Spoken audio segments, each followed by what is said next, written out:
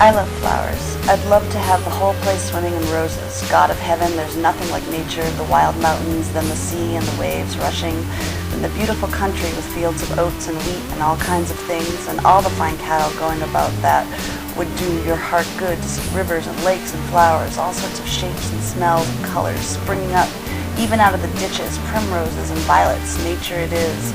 As for them saying there's no God, I wouldn't give a snap of my 2 fingers for all their learning. Why don't they go and create something? I've often asked him, atheists or whatever they call themselves, go and wash the cobbles off themselves first, and then go howling for the priests and they dying. And why? Why? Because they're afraid of hell on account of their bad conscience. Ah, yes, I know them well. Who was their first person in the universe before there was anybody that made it all? Who, that they don't know, neither do I. So there you are.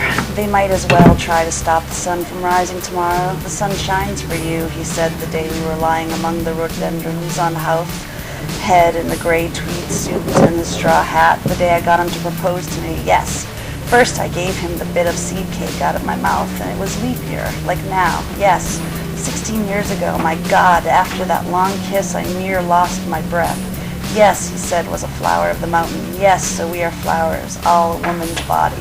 Yes, that was one true thing he said in his life, and the sun shines for you today. Yes, that was why I liked him, because I saw he understood or felt what a woman is, and I knew I could always get round him, and I gave him all the pleasure I could, leading him on till he asked me to say yes, and I wouldn't answer first, only looked out over the sea and the sky.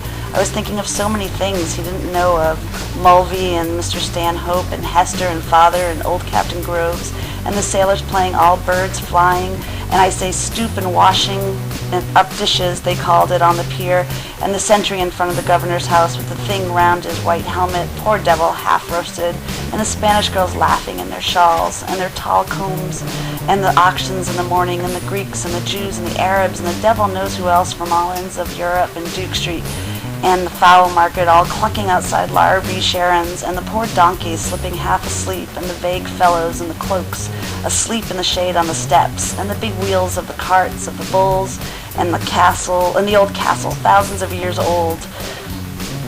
Yes, and those handsome Moors in all white and turbans like kings asking you to sit down in their little bit of shop in Ronda with the old windows of the posadas, glancing eyes, a lattice hid for her lover to kiss the iron, and the wine shops half open at night, and the castanets, and the night we missed the boat at Algeciras, the watchman going about serene with his lamp, and oh, that awful deep down torrent, oh, and the sea crimson sometimes like fire, and the glorious sunsets, and the fig trees in the Almeida gardens, and yes, and all the queer little streets, and pink and blue and yellow houses, and the rose gardens, and the jessamine, and the geraniums, and the cactuses, and Gibraltar as a girl where I was a flower of the mountain.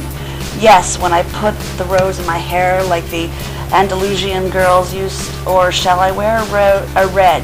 Yes, and how he kissed me under the Moorish wall, and I thought, well, as well him as another, and then I asked him with my eyes to ask again, yes, and then he asked me, would I say yes?